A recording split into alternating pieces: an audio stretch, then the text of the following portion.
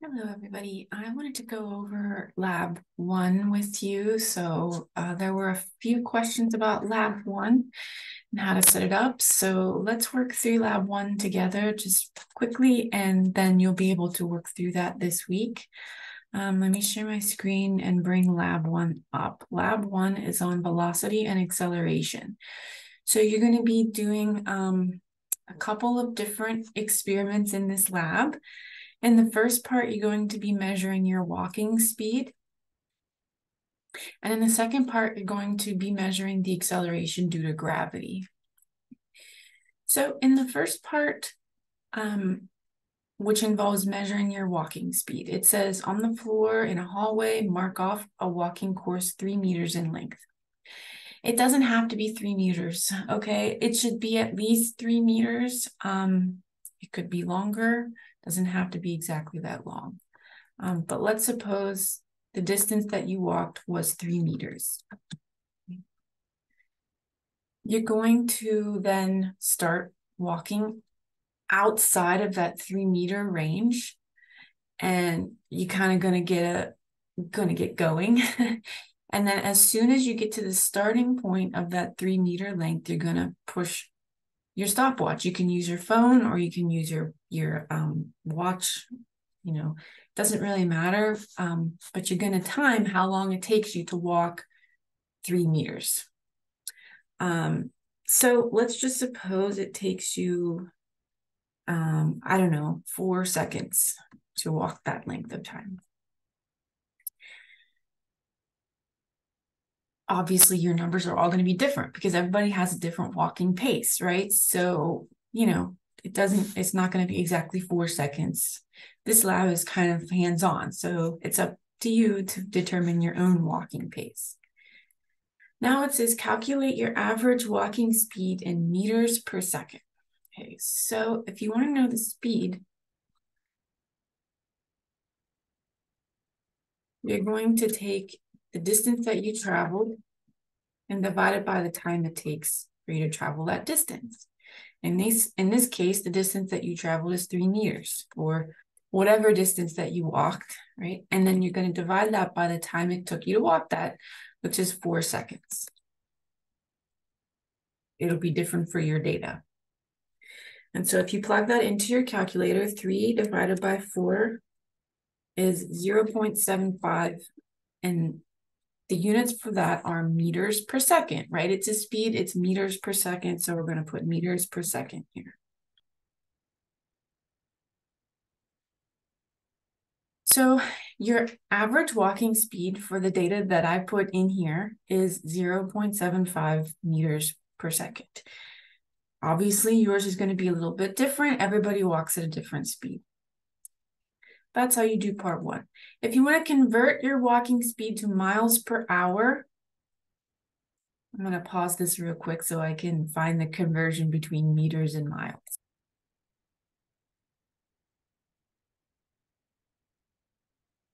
You convert meters per second to miles per hour. The way I always solve these kinds of problems is I start off with what I'm given. So I walked 0.75 meters.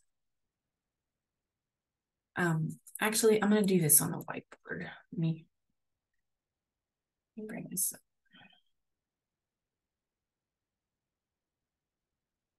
My walking speed was 0.75 meters every second, right? So I'm going to have 1 second on the bottom. This is 0.75 meters per second.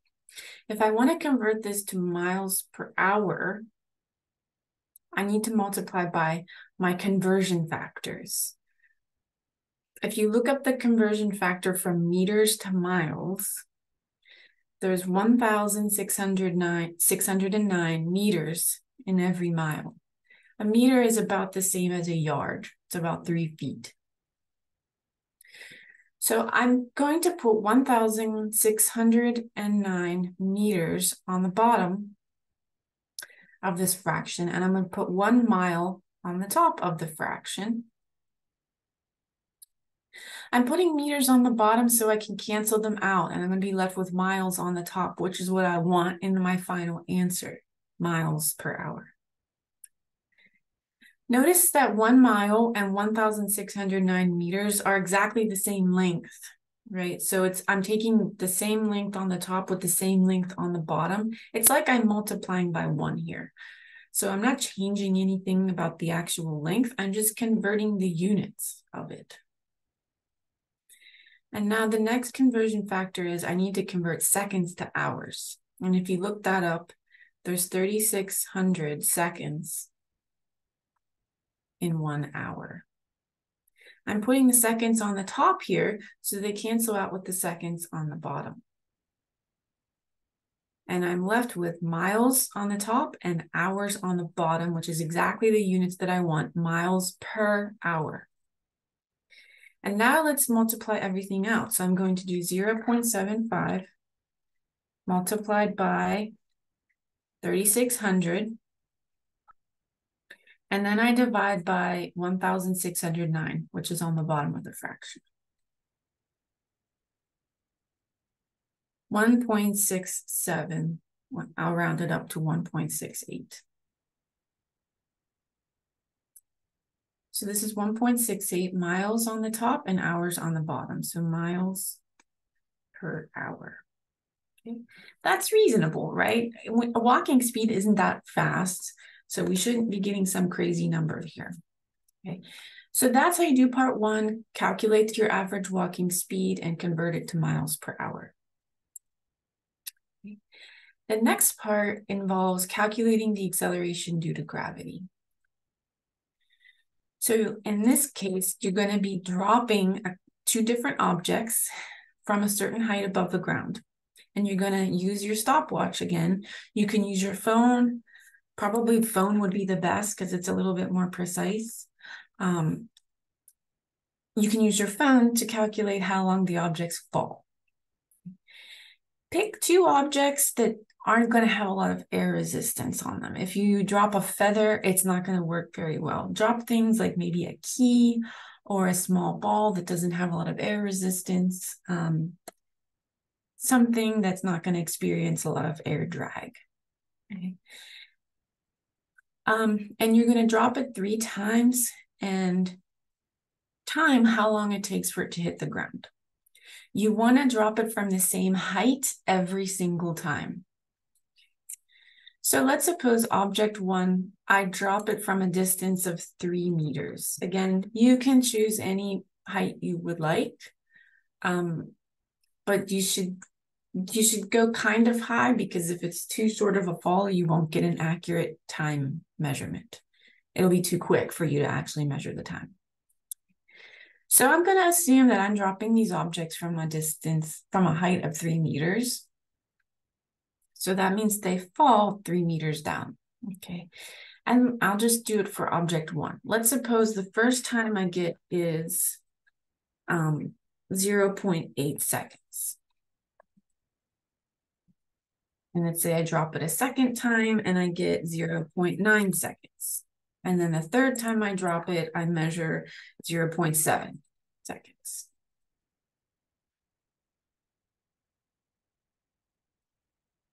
The average time for these is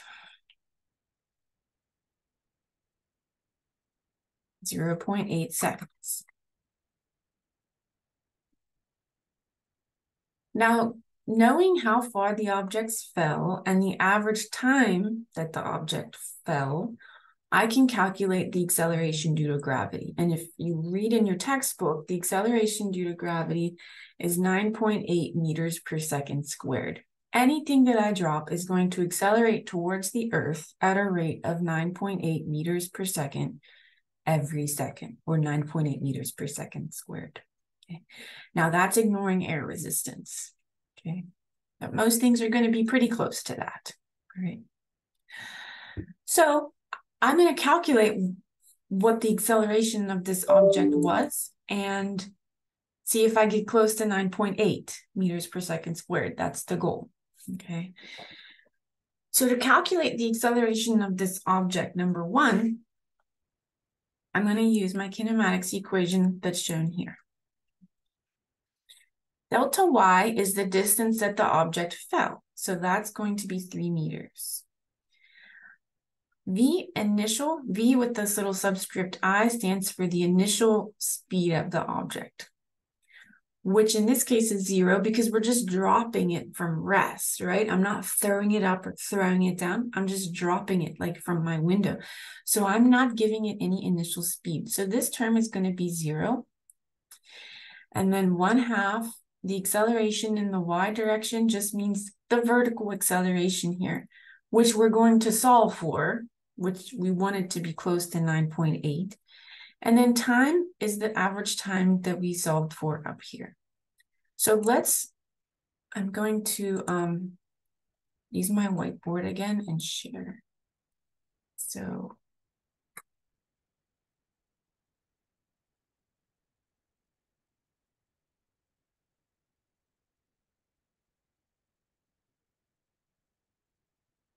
my goal is to solve for the acceleration in the y direction. Okay. Delta y is 3 meters. That's how far it dropped. This initial velocity is 0 meters per second because I dropped it from rest. I didn't throw it up or down. And the average time that we calculated was 0.8 seconds. So let's plug everything in up here. Delta y is 3 meters. The initial times time, that becomes 0. And then I'm left with 1/2 acceleration in the y direction, and then t squared, 0.8 seconds squared. So now I need to solve for the acceleration in the y direction. To do that, I'm going to multiply both sides by 2 to get rid of this fraction. So this side becomes 6.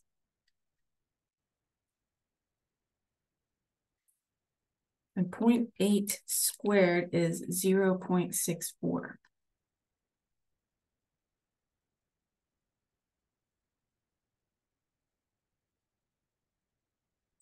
Now again, to isolate the acceleration, I'm going to divide both sides by 0.64.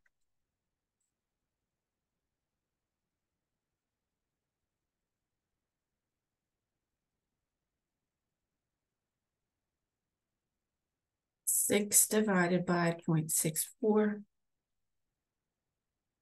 Acceleration in the y direction is 9.3. I'll round it to 9.4. Notice the units for acceleration are meters per second squared. So that's my experimental acceleration due to gravity. That's what I got from my data. So that's what I'm going to type in here, 9.4 meters per second squared. It's pretty close, not bad, right? It's close to 9.8, not exactly, all right? So let's find our percent error, all right? So percent error is the difference in between the actual value, which is 9.8, and the experimental value, which is 9.4. And then I divide it by the actual value and multiply it by 100. This should be 9.8. I don't know why this is 9. So let's find the percent error.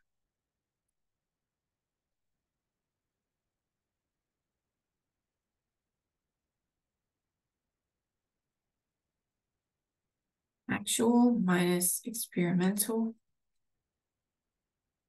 You always take the absolute value on the top, so it'll always be a positive number. And then we're going to divide by the actual value. So basically this is like how off are we from the actual value of 9.8 meters per second squared? I'm going to do 9.8 minus 9.4 divided by 9.8, and then I multiply it by 100. I'm 4% off. Actually, if I round it up, it's 4.1%, right? So not bad, okay? Not bad. I just made up some numbers here. So you know, your error might be bigger, and that's okay. If your error is bigger, I just want you to be able to think about why the error is kind of big. If it's more than 20 or 30%, that's usually a pretty big error. There's a lot of issues with this lab because sometimes you may not time it properly. We're not taking into account air resistance, so that's another thing. So those are also like contributing to the error in the lab. But that's how you set the lab up. So you can just use your own data for it. If you have any questions or you have still struggling with setting up the lab, let me know. And hopefully this little video helps you work through everything, okay? And in the absence of air resistance, everything is going to fall at the same rate. So if air resistance was not a factor, and you dropped a feather and you dropped a brick from the same height, they would hit the ground at the same time. Notice that mass isn't in any of these equations, right? So it's something to consider. And in fact, when the astronauts went to the moon, they actually tested it out. They took a hammer and they took a feather up to the moon, and the moon has very little atmosphere, so there's no air resistance there. They dropped the hammer and the feather at the same time from the same height. They hit the ground at the same time, amazingly enough. So in the absence of air resistance, everything's going to fall at the same rate. And for most objects, you will see that on average, they'll hit the ground at pretty close, right? So that's the idea behind this first lab. Let me know if you have any issues with it, and I'll be sure to make other videos for labs in the future to help you work through them.